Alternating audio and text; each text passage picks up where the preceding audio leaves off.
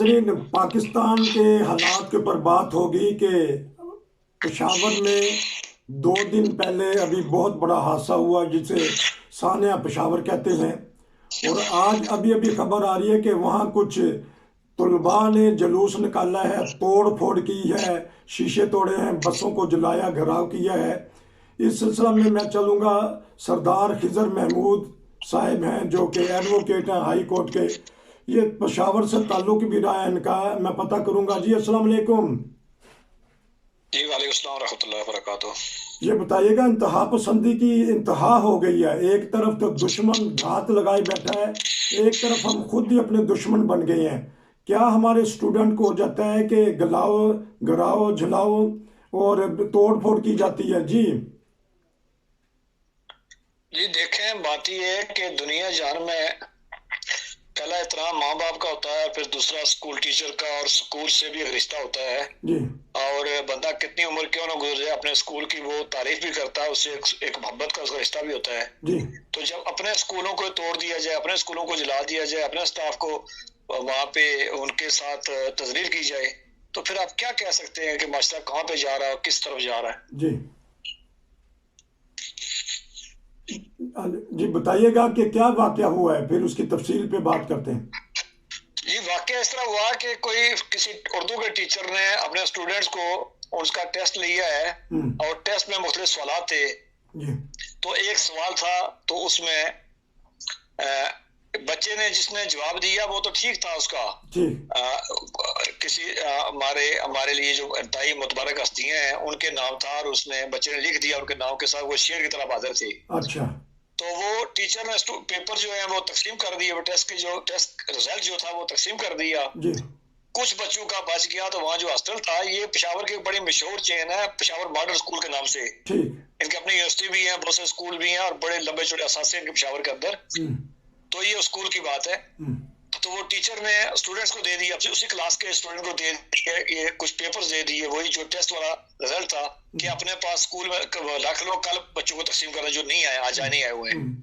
तो दूसरे दिन देखा कि उसमें एक सवाल पे कटापीटी की गई थी और किसी एक्स्ट्रा कुछ बात लिखी हुई थी। जब वो स्टाफ के नोटिस में लाया, स्टाफ ने उसको फौरी तौर पर नोटिस लिया। उन्होंने एक्सपर्ट की जो राइटिंग एक्सपर्ट था उसका उन्होंने कहा कि हम उससे चेक करवाते हैं कि कौन सा बच्चा है। किसी एक इंडिविजुअल की एक जो भी है नहीं है, साजिश है, शरारत है, कोई और कॉन्स्पिरेसी है, अब अल्लाह बेहतर जानता है। लेकिन बहरहाल जो भी था, उन्होंने कहा जी हम राइटिंग एक्सपर्ट को बुला के तो इसको चेक करते हैं, हो सकता है उसी बच्चे ने किया, किसी बच्चे ने किया हो। बस उसके बाद फिर हंगामा शुरू हो गई। फिर उन्होंने स्टूडेंट को बुला के फिर समझाया। फिर समझाने के बाद जब ब्रेक हुई दूसरी, तो फिर दूसरी क्लास के जो क्लास 12 के बच्चे थे वो बाहर निकल आए।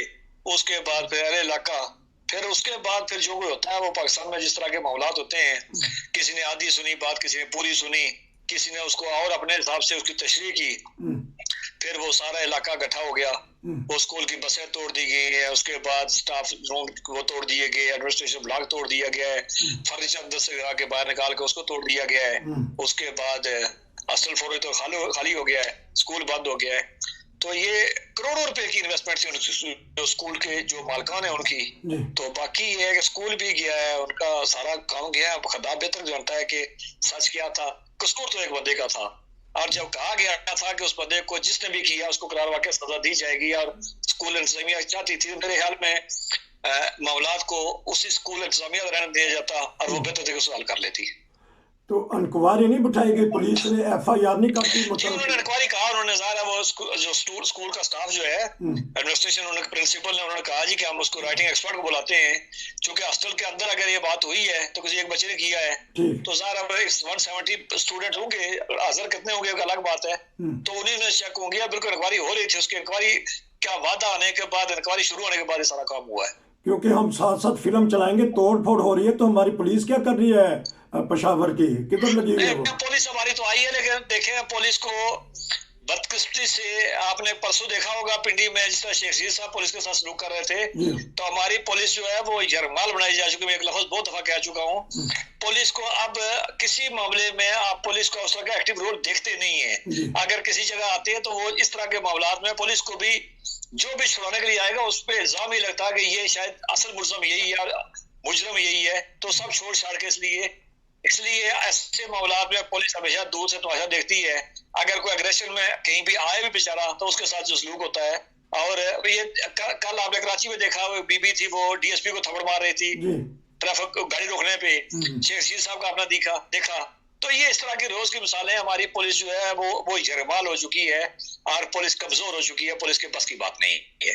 और जब मौत हो तो वैसे भी पुलिस किसी काम की नहीं होती है। नहीं तो हमने देखा जब ये एक दहशतगर्द तंजीम तहरीक तालिबान के जब जुलूस निकलते थे तो इन्होंने पुलिस को बड़ा फेंटा मारा है, फौज भी इनके साथ घुटने टेक देती है।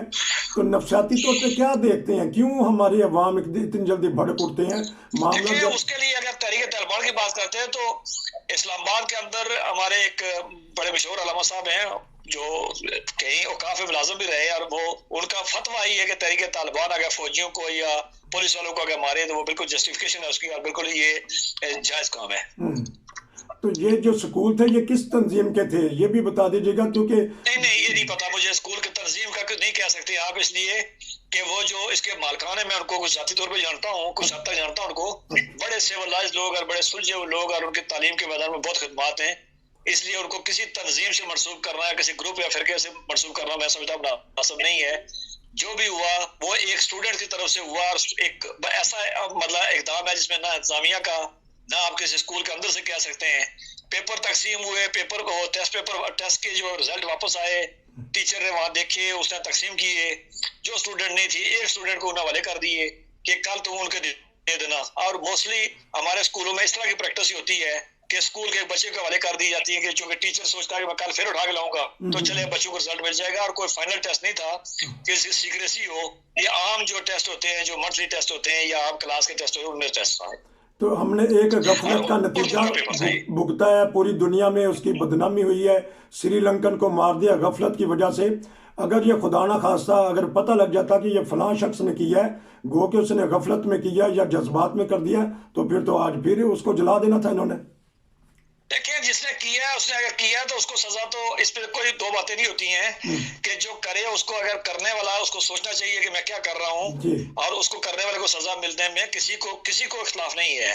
लेकिन अगर एक स्टूडेंट ने किया तो आपने उस स्टूडेंट्स की जहाँ पे 5-6 हजार स्टूडेंट हो, आप उनको सजा दे दी, अपने मादर इल्मी को तोड़ दिया, आपने स्टाफ के साथ बदतमीजी की जिनका कोई कसूर नहीं है, तो उस हालात में आप देख सकते हैं कि फिर मामलात को पलटा कैसे जाता है।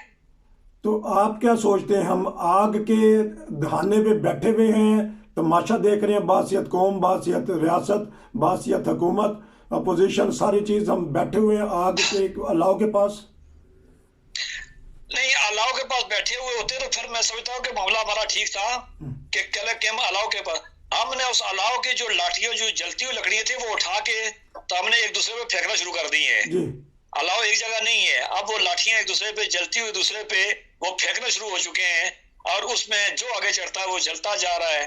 आज एक की बारी, कल दूसरे की बारी, परसों तीसरे की बारी, तो अलाव एक जगह पे नहीं है, एक जगह से अलाव अब वो फैलता जा चुका है, और वो आग जो है तेज शोले उसके, और वो बढ़ती जा रही है। क्योंकि ये गुस्ताखी का इल्जाम लगाया जा रहा है, तो कोई सोच भी नहीं सकता मुसलमान कि हम किसी प्यारी हस्तियों के ऊपर गुस्ताखी करेंगे। नाजरीन ये बता दें कि हमें पता है वो क्या अल्फाज लिखे गए, लेकिन किसी वजह से हम वो अल्फाज बता नहीं रहे, कि दिल नहीं करता कि मौजूद शख्सियात के मुतल्लिक ऐसे अल्फाज हम अपने चैनल से बताएं। बहरहाल रिपोर्ट में आ गया है कि क्या चीज़ लिखी थी और क्या लिख दी, तो अब इसका इंतहा क्या होगा ये बता दीजिएगा। एक और लाश गिरेगी?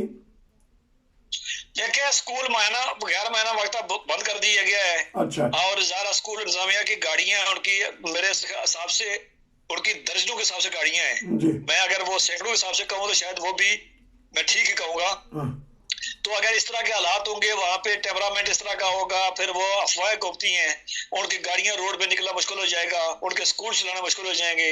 अगर इसके पीछे कोई कॉन्स्पिरेसी है किसी और का, चूंकि दूसरे स्कूल भी, अब कोई लंबी बात हो जाएगी, मैं चूंकि मैं उस पर जाना नहीं चाह रहा, तो चीजें ये है कि अगर कोई साजिश है तो फिर उसके बाद आप देखेंगे कि जो इस साजिश से फायदा उठाएगा तो फिर वो सामने आता जाएगा।